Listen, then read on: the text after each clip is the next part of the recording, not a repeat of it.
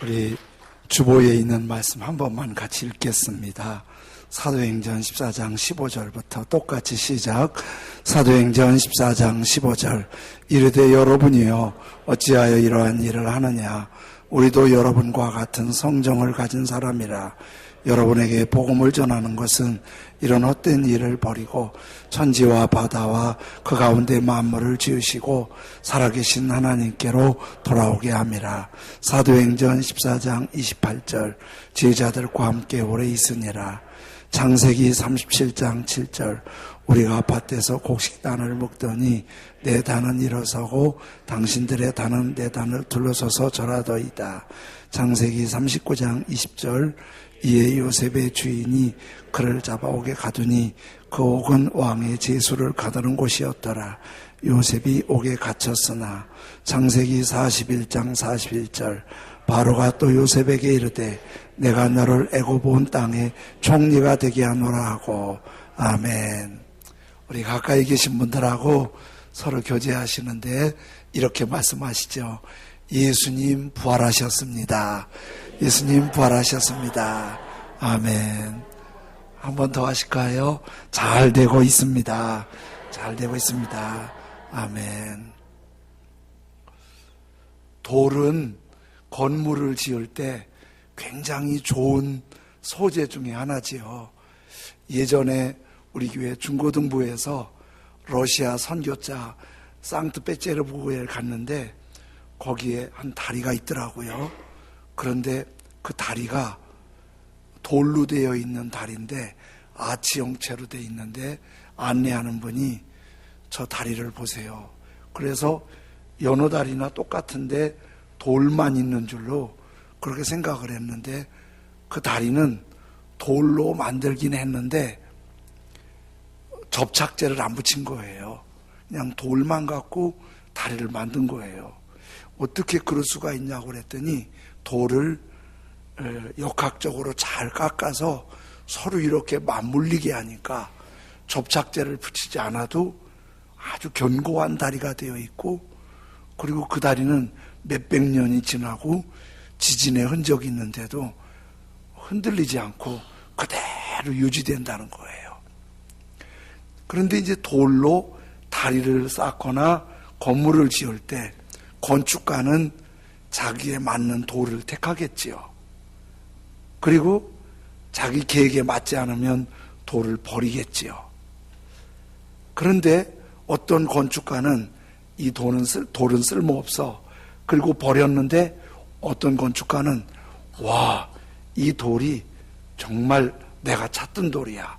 그리고 머릿돌을 만들 수 있다는 거예요. 이거를 다윗 왕이 시편에서 118편에 이렇게 노래했어요. 건축자가 버린 돌이 집 모퉁이의 머릿돌이 되었나니. 어떤 건축자는 이거 마음에 안 든다고 버렸는데 어떤 건축자는 그 돌 주워다가 머릿돌을 만든 거예요. 다윗이 왜 이런 노래를 했냐면 다윗이 아주 존경받는 왕이지만 너무 많은 어려움을 당할 때가 있었거든요. 사울 왕이 다윗을 죽인다고 그렇게 쫓아다녔어요. 그렇게 쫓아다녔는데 권력으로 다윗 보기만 하면 잡아들이라고 그러니까 얼마나 무서워요. 근데 그렇게 도망다니면서 다윗은 이런 믿음이 있었어요. 사울 왕이나 많은 사람들이 나를 버려서 죽이려고 하지만 하나님은 나를 들어서 머릿돌처럼 귀하게 쓰실 것이다. 우리가 누구한테 버림받았다고 해서 인정받지 못한다고 해서 다 버림받은 게 아니에요. 또 한쪽에서는 날 쓰실 수 있는 거예요. 특별히 하나님의 사람들은 모든 사람들이 다 버렸다고 생각해도 하나님은 나를 기억해 주시면 머릿돌처럼 요긴한 곳에 쓰임받게 하실 줄로 믿습니다. 그 하나님의 은혜예요, 그게. 한 7, 8년 전 한국일보에 인상 깊은 기사 하나 봤는데요. 거기에 검사들이 2월과 7월에 인사이동이 있대요. 근데 대검찰청이 서초동에 있잖아요. 그러면 서초동 주변에 검사님들이 찾아가는 단골 점집이 있대요. 그래서 1월, 6월쯤 되면은 그 점집이 아주 문전성시래요. 그러면 검사님들이 가서 점쟁이한테 묻는데요. 이번에 내가 수도권에 발령 날 것 같은지, 지방에 발령 날 것 같은지, 보직이 좋은 발령 날 것 같은지, 안 좋은 발령 날 것 같은지, 또 그리고 검사를 사표내고 변호사 개업하면 변호사가 잘 될 건지 그걸 물으러 온대요. 그런데 거기 점집은 우리 흔히 보는 막 울긋불긋한 천을 놓고 이상한 형상을 놓고 그렇게 하지 않고 깔끔한 오피스텔 같은데, 거기 들어가면 다른 사람들은 모르고 그 사람들끼리만 루트를 아나 봐요. 거기 가서 그렇게 묻는데요. 그 기사를 보면서 이런 생각을 했어요. 적어도 검사 정도 되면 법대에 들어가서 정말 빡세게 공부했을 것이고, 공부한 중에서도 고시 패스한 사람들이고 고시 패스 중에서도 우수한 사람들이 검사되는데, 한국에서 내로라 하는 사람들이 점집에 가서 어떻게 될까요? 이렇게 묻는 거 보면 조금 어이없다는 생각이 들잖아요. 근데 이거는 모든 사람들은 다 미래에 대한 걱정, 불안, 근심들이 있게 마련이에요. 여러분 생각해 보세요. 높은 자리에 있는 사람이 걱정이 더 많을까요? 평범하게 사는 사람이 걱정이 더 많을까요? 이렇게 설명하면 잘 들려요. 학교에서 꼴등하는 애는 절대 자살 안 해요. 애들이 공부 못하면 고맙게 생각하세요. 절대 자살은 안 하겠구나. 공부 못해서 자살하는 애들은 별로 없어요. 누가 자살하냐면 1등을 막 경쟁해서 막 눈치 보고 이러는 애들이 막 성적 떨어지면 막 못 견뎌해요. 이런 거 보면은 누가 더 고민이 많으냐면 높은 자리에 있는 사람들이 고민이 많고, 잘 나가는 사람들이 편할 것 같은데 그분들이 더 불편한 거예요.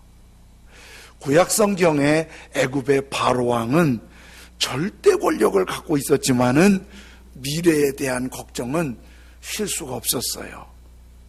왕권을 지켜야 되지요. 백성을 살려야 되지요. 다른 도전하는 나라들과 경쟁을 해야 되지요. 그게 쉽지 않은 거예요. 그래서 미래를 걱정하고 고민할 때 2번 꿈을 꿔요. 한 꿈은 꿈속인데 아주 살찌고 건강한 암소 7마리가 강둑에서 풀을 뜯고 있는 거예요. 굉장히 보기 좋은데, 근데 조금 있으니까 아주 깡마르고 흉측한 7암소가 올라오더니 그 깡마른 소가 살찐 소를 다 잡아먹는 거예요. 그게 얼마나 흉측한지 바로왕이 벌떡 깨갖고 등골이 오싹하고 식은땀이 난 거예요. 원래 소는 자기끼리 싸움은 하지만 소가 소를 잡아먹는 일은 없거든요. 풀이나 나무 뜯어먹는 초식동물인데 어떻게 저렇게 소를 잡아먹니? 그리고 그게 끔찍해서 칵 깨갖고 멍한 거예요. 그러다가 피곤한지 또 잠들었어요. 근데 연거푸 꿈을 꾸는데 이번에는 곡식 이삭 하나가 이렇게 올라오는데 7가지로 쫙 퍼졌는데 이 곡식이 얼마나 튼튼한지 몰라요. 우리 농사 잘 안 짓는 사람도 곡식 보면 잘 되고 안 되는 거 알잖아요. 금강산 개방됐을 때 우리 교인들하고 금강산 가서 예배 드린 적이 있는데요. 금강산에서 해금강까지 가려면은 버스를 타고 가는데 논을 지나가요. 이북논을 지나가는데 아주 벼들이요. 심어놓긴 잘 심어놨는데 느리끼리 해갖고 쭉 젖어서 결실할 것 같지 않아요. 왜 그런가 봤더니 그때 한국과 관계가 좋아서 비료도 줬는데 마당에서 굴러다니고 필요 안 줘요. 그리고 물이 또랑에서 굴러가는데 물을 안 주는 거예요. 연결해 줘야 되는데. 예전에 우리 아버지 농사 질 때 보면은 꼭 아침 저녁으로 삽을 이렇게 하고 논에 나가셨어요. 왜 하나 봤더니 아침 저녁으로 물걸 떠주기도 하고 열어주기 위해서 수위 조절해. 이게 벼가 물에 예민한 거거든요. 근데 북한에는 내 논이 아니니까 심으라니까 심어놓긴 하지만 관리를 안 하니까 비쩍 마른 거예요. 근데 휴전선을 딱 넘어와서 남쪽에 와서 보면 벼들이요 거뭇한 게 두실두실한 게 얼마나 이쁜지 몰라요. 그 같은 나라 안에서도 그러더라고요. 근데 바로왕이 그렇게 토실토실한 벼들을 봤는데 조금 있으니까 동푼에 깍 말라는 곡식들이 어서 올라와 갖고 세상에 잘 익은 곡식을 꽉 삼켜버리는 거예요. 이것도 식물이 식물을 삼키는 게 없잖아요. 이거 너무 놀란 거예요. 그리고 이제 다시 잠을 못 자요. 막 뒤척이면서 그 이른 아침에 아랫사람을 시켜갖고 이 땅에 요술사, 지혜자, 꿈 해석 잘하는 사람 다 불러드리라고 막 호통을 쳤어요. 그래서 무당, 꿈 해석가, 지혜자 다 불러갖고 내 꿈 다 설명하면서 꿈을 해석하라는 거예요. 그런데 왕의 꿈이니 대강 말할 수도 없잖아요. 모르면 모른다고 말할 수도 없잖아요. 왕이 지금 그 꿈 좀 해석해내라고 압박을 하는데 모든 지혜자, 요술사, 점쟁이들이 서로 눈만 꾸먹꾸먹하고 도대체 뭔 뜻인지 이해를 못하는 거예요. 그러니까 막 왕이 더 화가 나갖고 빨리 해석해내라고. 아무도 해석을 못하는 거예요. 근데 그때 마침 왕의 비석격인 술을 관장하는 술 맡은 관원장이 바로왕 옆에 와서 폐하, 제가 아랠 말씀이 있습니다. 뭐고? 2년 전에 제가 왕의 분노를 사서 감옥에 들어간 일이 있습니다. 그랬지. 그때 저만 아니라 떡 굽는 관원도 같이 들어갔었습니다. 그렇지. 근데 둘이 감옥에 있는데 둘 다 같은 날 밤 같이 꿈을 꿨는데 서로 다른 꿈을 꿨습니다.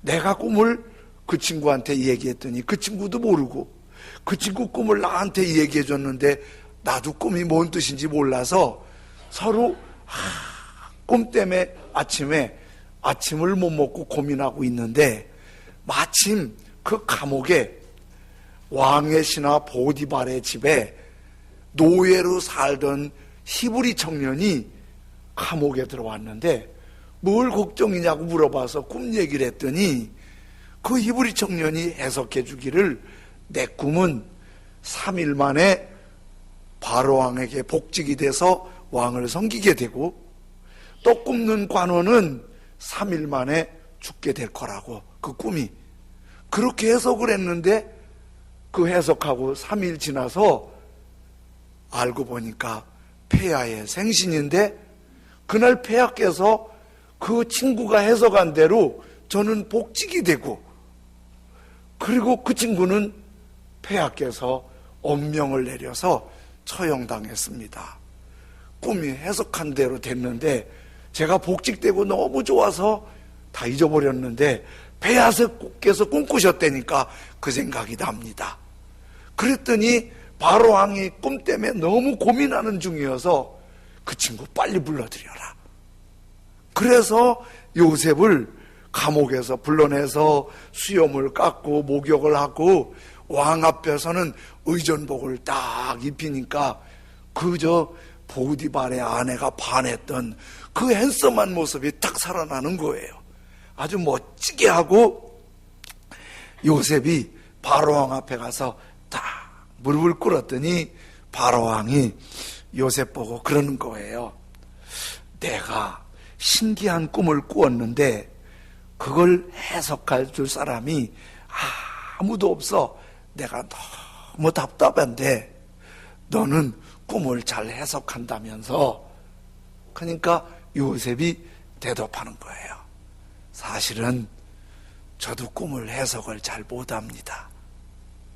그런데 내 안에 계신 하나님이 꿈을 해석해 드릴 수가 있을 겁니다. 참 믿음 있는 말을 하지요. 제가 해석한다고 말하지 않고 저도 해석을 잘 못합니다. 그런데 내 안에 계신 하나님이 알려주실 것입니다. 그러니까 바로왕이 자기 꿈 얘기를 다시 요셉한테 쭉 얘기하는 거예요. 그랬더니 요셉이 조금도 머뭇거리지 않고, 폐하, 먼저 올라온 아주 살찐 암소도 7년이고 늦게 올라온 꽉 마른 7 암소도 7년입니다. 왕이 미래를 걱정하는 걸 보시고 하나님이 왕에게 앞으로 될 일을 가르쳐 주신 겁니다. 앞으로 7년 동안은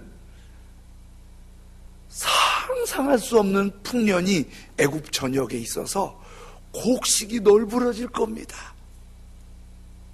그런데 그 7년이 지나면 이 애굽 땅에 그동안 전혀 생각지 못했던 극심한 가뭄이 계속될 것입니다. 이것을 암소꾼만 아니라 이사 꿈을 연거푸 꾸베하신 것은 이게 꼭 이루어진다는 하나님의 사인입니다. 그러니 왕은 아주 지혜로운 관리를 하나 세우셔서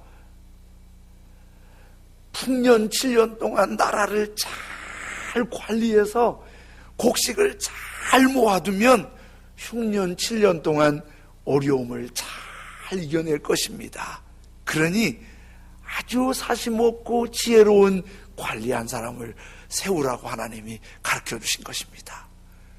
그랬더니 답답하던 바로가 너무 좋아갖고 너무 감동을 받아서 맞다 이렇게 말해요.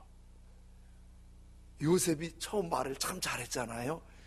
저도 잘 못하지만 내 안에 계신 누가 알려주신다고요? 하나님이 알려주신다고 그랬으니까 바로왕이 그래요. 요셉을 보고 이렇게 하나님의 영에 감동된 사람을 어디서 찾으리요? 노예 출신 감옥에 있는 제수 요셉을 보고 이렇게 말하는 거예요. 내가 너를 총리로 세우노라. 그리고 왕의 결제를 할 때 도장을 찍는데 그 당시에는 도장이 우리처럼 갖고 다니지 않고 왕의 손에 도장으로 반지로 끼워졌어요. 그래서 반지로 끼워서 꾹 찍으면 결제가 되는 거거든요. 그 반지를 딱 빼서 요셉한테 주면서 이제 나는 왕으로 자리뿐이다. 네가 이 애굽 전체를 잘 관리해서 7년 풍년 관리하고 7년 6년 관리해서 이 땅을 살게 해라. 그리고 요셉한테 1호차는 왕의 거고 2호차는 총리 거잖아요. 그때는 자동차가 없으니까 2호 수레를 너한테 준다. 그리고 수레에 딱 태운 다음에 바로왕이 엎드려라. 그러니까 모든 사람들이 요셉 앞에 다 엎드려 절하는 거예요. 요셉이 지금 이렇게 잘 된 거를 요셉을 팔아버린 형들은 꿈에도 생각을 못했을 거예요. 근데 요셉은 그 어려움 속에서 기도하고 하나님의 은혜를 받다가 속에서 꿈틀꿈틀 일어나는 꿈이 있었고 비전이 있었어요. 해와 달과 11별이 나한테 절하더라. 형님들의 곡식단이 나한테 절하더라. 그 꿈을 계속 갖고 있었어요. 그랬더니 하나님이 형들은 버렸지만은 그 버려진 돌인 요셉을 들어서 애굽이 총리가 되게 하시고 모두가 요셉 앞에 절받게 하는 가문의 머릿돌이 되게 하신 걸 믿습니다. 사람들은요, 거의 대부분이 일이 지금 잘 되고 있으면 앞으로 잘 될 거라는 기대가 더 커요. 일이 지금 잘 안 되고 있으면 앞으로도 안 될 거라는 실망이 더 커요. 그래서 일이 잘 될 때는 의욕을 갖고 이것저것 펼치고 막 추진하고 그래요. 일이 안 되면 콕 처져갖고 힘을 잃고 그래요. 애들이 성적이 좀 좋아지면 좋아갖고 두근두근하고 또 올라갈 걸로 생각해요. 올라가도 한계가 있지요. 조금 월급이 올라가서 여윳돈이 생기면 너무 뿌듯한 거예요. 회사에서 인정받는 거, 상 받고 승진하는 거 보면 뿌듯해요. 조금만 상처받으면 회사 관둘까 때려칠까 막 별 생각을 다 하는 거예요. 이게 우리 모두의 생각이에요. 그런데 요셉 같으면 그렇게 생각했으면 벌써 꼬꾸러졌지요. 노예의 삶이 얼마나 비참해요. 거기서 억울하게 감옥까지 갔으니까 얼마나 처절한 거예요. 그러면 아무것도 할 수 없잖아요. 그러나 하나님의 사람들은 믿음의 주여 온전하게 하시는 예수님을 바라보면 지금 감옥에 있어도 일으켜 주실 줄로 믿습니다. 월급이 깎여도 회복의 날을 주실 줄로 믿습니다. 몸이 아파도 치료하시는 회복의 역사, 죽어도 천국 가는 회복의 역사가 일어날 줄로 믿습니다. 요셉의 원본, 요셉의 오리지널이 누구예요? 예수님이잖아요. 빌라도 총독은 예수님을 십자가에 못 박지 않고 살려주려고 애를 썼어요. 지난주 고난주간에 새벽 특세 때 말씀을 보면서 알았어요. 그런데 너무 유대인들이 예수를 죽여야 된다고 그래서 빌라도는 양심상 예수를 아무리 생각해도 죽일 수가 없는데 그들의 목소리가 빌라도의 양심을 이겼어요. 그래서 빌라도가 예수님 나 상관하지 않겠다고 손 씻고 물러나고 말았어요. 그리고 예수님은 빌라도 집무실에서부터 십자가에 못 박히신 골고다까지 거리가 약 1.5km 정도 돼요. 빌라도 집무실에서 골고다 꼭대기까지 거기 십자가 지고 올라가신 거예요. 그 도로를 비아 돌롤로사라고 그래요. 1.5km에 200m 폭으로 쭉 꼬불꼬불꼬불 올라가는 골목이에요. 비아 돌롤로사라는 말은 그 말은 슬픔의 길, 고통의 길 그렇게 말해요. 다음 사진 올려주세요. 저게 지금 그 비아 돌롤로사의 지도인데요. 맨 오른쪽 1번이 빌라도 집무실이고 맨 왼쪽 그 마지막 부분이 예수님께서 십자가에 못 박히신 골고다예요. 그런데 그 1.5km에 예수님 걸어가신 십자가 지고 가신 그 어려운 언덕을 14개의 스테이션, 처소로 만들어서 예수님의 의미가 있는 곳을 14개 처소로 만들죠. 그래서 빌라도 총독 집무실에서 출발해서 골고다까지 올라가시게 돼요. 세 번째 처소에서 예수님이 십자가가 너무 무거워서 한번 넘어지세요. 그리고 다섯 번째 처소에서는 예수님이 너무 힘드시니까 시골에서 올라온 도시에 올라온 구레뇨 시몬이라는 젊은 힘센 사람을 대동해서 예수님과 함께 그 십자가를 지고 골고다 올라가게 하세요.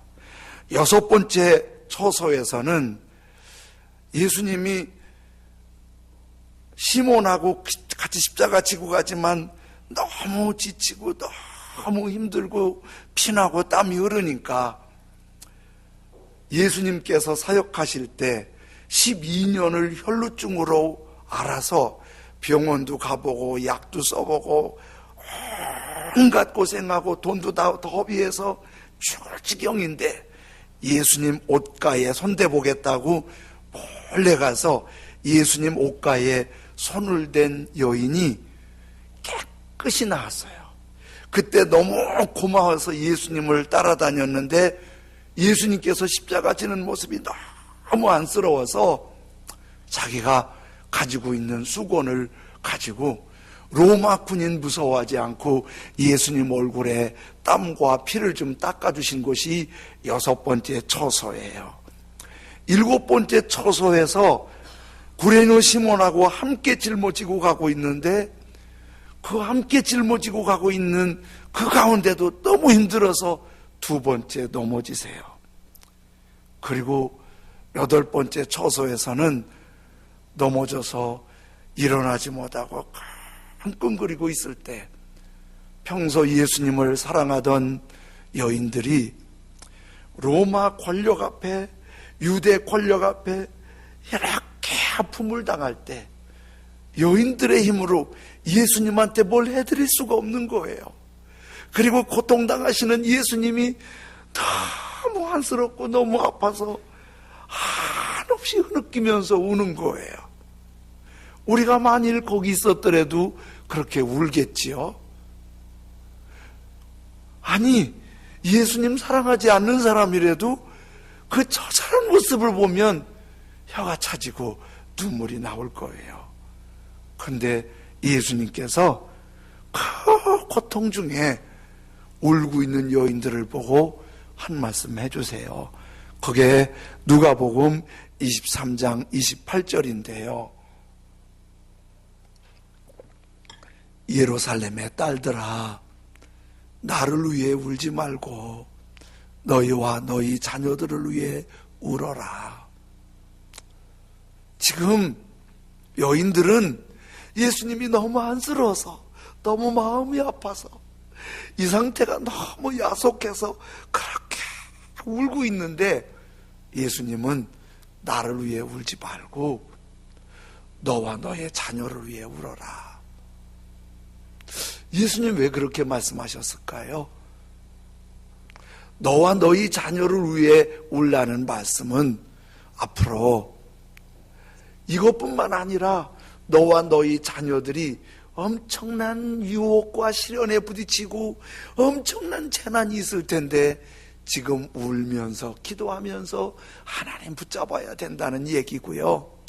또 하나는 나를 위해 울지 말라는 이 말씀은 이런 뜻이에요. 예수님이 지금 바보같이 힘없이 이렇게 모진 아픔과 고통을 당하고 수치당하면서 십자가를 지고 가고 있지만 예수님은 다 아세요. 이거 너무 아프지만 이러고 넘어가면 십자가 죽으시면 부활이 있다. 그리고 하늘로 올라가셔서 하나님 오른편에 계실 것이다. 이 사람들이 다 나를 버린 것 같아도 하나님은 날 버리지 않는다. 이 사람들이 다 나를 버려도 나를 교회의 머릿돌로 세워주신다. 예수님께서 다윗의 노래를 인용하셔서 마태복음 21장 42절에 이렇게 말씀하세요. 예수께서 이르시되 너희가 성경의 건축자들의 버린 돌이 모퉁이의 머릿돌이 되었나니 이것은 주로 말미암아 된 것이요 우리 눈에 기이하도다 함을 읽어본 일이 없느냐? 그들이 다 버린 것 같아도 하나님은 안 버리셨어요. 형들이 요셉을 다 버리셨어도 하나님은 안 버리셨어요. 혹시 사람들이 여러분을 외면하고 인정하지 않고 모른 척하고 냉대하고 속상하고 억울해도 여러분 하나님은 우리를 버리지 않았어요. 그리고 하나님은 우리를 붙드세요. 그리고 다 버렸어도 아주 요긴한 모퉁이 돌이 되게 하시는 거룩한 능력이 주님께 있는 줄로 믿습니다. 그러므로 예수를 구주로 믿고 거듭나서 하나님의 자녀가 되고, 하나님의 사람들은 어려움도 있을 수 있어요. 아픔도 있을 수 있어요. 억울함도 있을 수 있어요. 속상함도 있을 수 있어요. 주님을 믿으면 부활의 소망이 있습니다. 회복의 은혜가 있습니다. 일으키시는 하나님의 손길이 있는 줄로 믿습니다. 다 버려도 하나님은 버리지 않고 우리와 함께 하시고 붙드시고 일으켜 주세요. 사망의 골짜기를 다닐지라도 라는 책을 쓴 볼레터 스틸 크람니 선교사님, 국제 OMS 소속 선교사님인데요, 이 선교사님이 자녀가 셋이에요. 큰아이가 4살 때 백혈병으로 엄마 품에서 세상을 떠나요. 그리고 남편이 목사님이시고 선교사님이신데 33살에 임파선 암으로 다 숨을 거둘 때 쉽지 않지만 암으로 세상을 떠나는 거 보면 정말 마음이 애리도록 아파요. 암으로 마무리 임종하시는 분 지켜봤는데요, 진짜 힘들어요. 젊은 부인이 아들 하나 세상 떠나고 둘 남았는데 남편도 그렇게 숨을 쉬다가 숨을 멎어요. 그리고 두 아들이 마지막 희망이었는데 18살, 16살 때 같은 차를 사고 가다가 교통사고가 나서 두 아들도 하루아침에 세상을 떠나요. 어떻게 이렇게 기고하고 힘들고 아픈 삶을 살 수 있을까요? 못되게 산 것도 아니고 방탕하게 산 것도 아니고 오직 주님 섬기고 주님의 복음을 전하는 선교에 헌신을 했는데 한 여인의 몸으로 가족이 다 떠나버린 자기 혼자밖에 없는 그런 삶이 되는 거예요. 만일 우리에게 이런 상황이 온다면 우리 어떻게 할 것 같아요? 그럼요, 선교사님은요, 그런 다 무너진 상황에 다시 복음 들고 일어나서 대만으로 선교하러 들어가요. 혼자서. 대만에서 오지를 다니면서 복음을 전하는데, 대만에서 57살에 또 너무 큰 상처를 입어요. 흉악범인 사람이 풀려나와서 선교사님 데리고 가서 성폭행을 해요.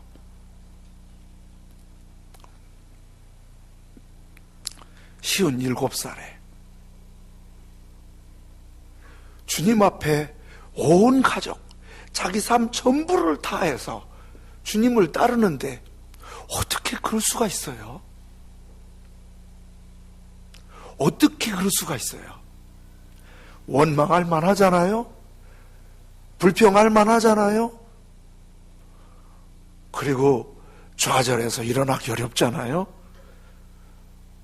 선교사님 다시 엎드려서 기도하고 주님께 힘을 얻어요. 그리고 이번에는 펜을 들어서 자기의 아프고 수치스럽고 쓰라린 과거들을 글로 표현하기 시작해요. 그 책이 사망의 골짜기를 다닐지라도, 이 책이에요. 그럼요, 선교사님은 이 책에서 자기 아프고 수치스럽고 쓰라리고 사람들에게 지탄받을 것 같은 그 아픔의 삶을 다 펼쳐서 글로 표현하면서 이 책을 쓰게 된 동기를 이렇게 말해요. 제가 펜을 들게 된 것은 아주 평범한 진리를 세상에 알려주고 싶어서,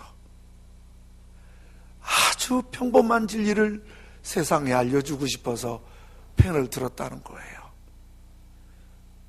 그럼요, 선교사님이 생각하는 아주 평범한 진리는 뭘까요? 이런 얘기를 써요. 4살짜리 아들이 백혈병으로 온몸이 노래서 눈을 감는 그 모습, 그거를 끌어안고 헉헉거리고 울 때 주님이 옆에서 위로해 주시더래요. 주님이 말씀해 주시더래요. 그래서 일어났다는 거예요. 그 아들 떠나보내는데 도저히 못 일어날 것 같은데 주님이 일으켜 주시더래요. 남편이 숨을 거둘 때 마지막 암으로 세상 떠나시는 분들 호흡이 옆에서 보기에 안쓰러워요. 그걸 지켜보고 있는데 하늘이 무너지잖아요. 그런데 주님이 그 가운데 함께 하셔서 만져주시더래요. 가장 어려울 때, 가장 힘들 때, 다 무너졌다고 할 때 주님은 곁에 계셔서 만져주시고 말씀해 주시고 붙잡아 주시고 일으켜 주시더라는 거예요. 그분은 그것이 너무 평범한 진리라는 거예요. 여러분, 우리가 아무리 무너져 있어도, 모두가 알아주지 않아도, 그럼니 선교사님처럼 이렇게 무너지지 않았어도 주님이 우리를 붙잡아 주세요. 일으켜 주세요. 하나님이 바로한테 직접 7년, 풍년, 7년, 6년 가르쳐 줄 수 있는데 해석하기 어려운 꿈을 주셔서 요셉을 일으키시는 거 보세요. 우리가 하나님을 기대하고 하나님을 붙잡으면, 그럼니 선교사님은 다 세상에선 무너졌는데 일으키시는 주님을 여전히 붙잡고 계세요. 부활하시고 천국으로 이끄시는 주님을 붙잡고 계세요. 다윗도, 요셉도, 예수님도 그 주님이 우리의 주님이십니다. 그 주님이 우리의 예수님입니다. 우리가 그 부활신앙을 갖고 있는 사람들입니다. 우리가 그 부활신앙을 갖고 있는 사람들입니다. 이 믿음 꼭 붙잡고, 혹시 알아주지 않아서 억울해도 주님이 머릿돌로 삼으실 줄로 믿습니다. 많이 무너져서 속상해도 주님이 우리를 붙잡으셔서 머릿돌을 삼으시고 일으키시고 치유하시고 회복시켜 주시고 승리케 하시는데, 그런 은혜가 우리 모두에게 부활절 새로워지길 주님의 이름으로 축원합니다. 아멘. 우리 주 하나님 독생자 예수, 날 위하여 오시었네. 내 모든 죄 다 사하시고 죽음에서 부활하신 나의 구세주, 살아계신 주, 나의 참된 소망, 걱정 근심 전혀 없네. 사랑의 주, 내 갈 길 인도하니 내 모든 삶의 기쁨 늘 충만하네. 우리 손뼉을 치면서 같이 찬송 드리고 기도하겠습니다.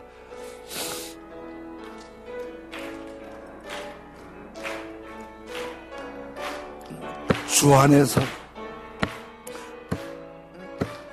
주 하나님 독생자 예수, 주 하나님 독생자 예수, 날 위하여 오시었네. 내 모든 죄 다 사하시고 죽음에서 부활하신 나의 구세주, 아멘. 살아계신 주 소망 걱정 근심 전혀 없네. 사랑의 주 내 갈 길 인도하니 내 모든 삶의 기쁨 늘 충만하네. 주 안에서 거듭난 생명 도우시는 주의 아멘 아멘. 참 기쁨과 확신 가지고 예수님의 도우심을 믿으며 살리 아멘. 살아계신 주 나의 참된 소망 걱정 근심 전혀 없네. 사랑의 주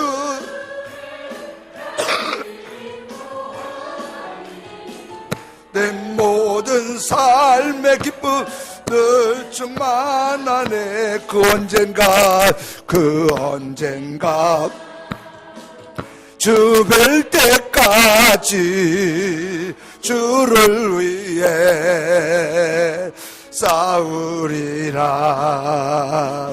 승리의 길 멀고 매도 주님께서 나의 앞길 아멘 아멘 믿습니다. 살아계신 주 나의 참된 소망 걱정 근심 전혀 없네. 사랑의 주 내 갈 길 인도하니 내 모든 삶의 기쁨 늘 충만하네. 주님은 살아나셨습니다.